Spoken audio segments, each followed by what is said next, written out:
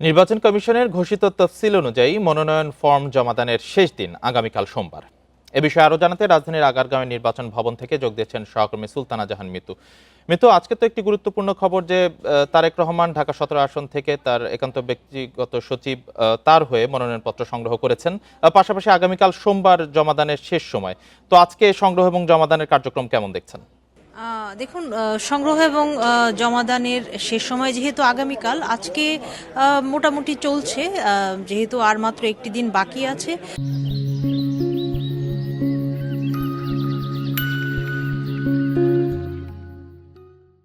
আমরা মোটামুটি ভিড় দেখেছি নির্বাচন কমিশন ভবনের পাশে। এখানে দুইটি রিটার্নিং কর্মকর্তার কার্যালয় রয়েছে, সেখানে সেই কার্যক্রম চলছে। একটি বিষয়, মনোনয়ন সংগ্রহ এবং জমার যে সময়ে বাড়ানোর বিষয়টি প্রতিবারে এমনটি হয়ে থাকে, শেষ সময়ে বাড়বে কিনা এমন একটি দাবি দেওয়া থাকে। যদিও কিছুক্ষণ আগে নির্বাচন কমিশনে বিএনপি এসেছিল, তাদের পক্ষ থেকে তেমন কোনো দাবি জানানো হয়নি এবং নির্বাচন কমিশনের তরফ থেকে এমন কোনো ঘোষণা আসেনি যে মনোনয়ন জমার সময়টি তারা বাড়াবে।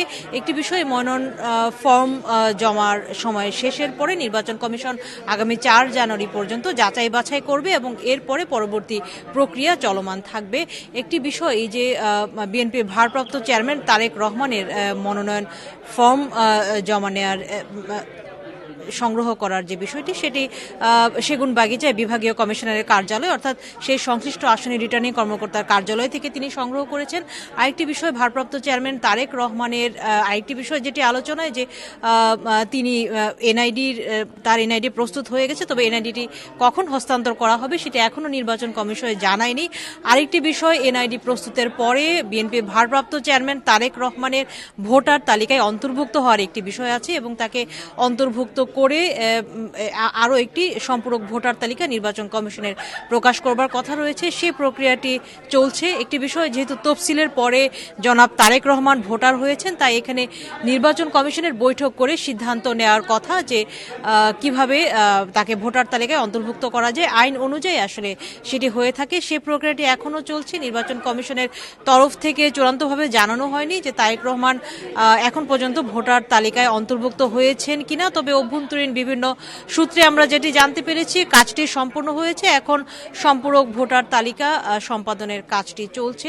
এ তো গেল ভোটার তালিকার বিষয়টি। এটি জাস্ট বলা যায় যে একটি নিয়ম রক্ষার মতো, যে যেহেতু তিনি ভোটার হয়েছেন, তাই কিছু সময় পরেই আজকের মধ্যেই সেই ঘোষণাটি আসবে বলে আশা করছি। এদিকে মনোনয়ন ফর্ম জমা এবং সংগ্রহের শেষ দিন আগামীকাল। এরপরে যাচাই বাছাইয়ের পরে প্রার্থীরা আপিল করার সুযোগ পাবেন এবং আপিলের পরে প্রার্থিতা প্রত্যাহারের একটি বিষয় থাকবে। সেটি 20 জানুয়ারি শেষ সময় প্রার্থিতা প্রত্যাহারের এবং তারপরে প্রতীক বরাদ্দের পরে ত্রয়োদশ সংসদ নির্বাচনের যে চূড়ান্ত প্রচারণায় সেটি প্রার্থীরা করতে পারবেন। সব মিলিয়ে মনোনয়ন জমা এবং সংগ্রহ চলছে।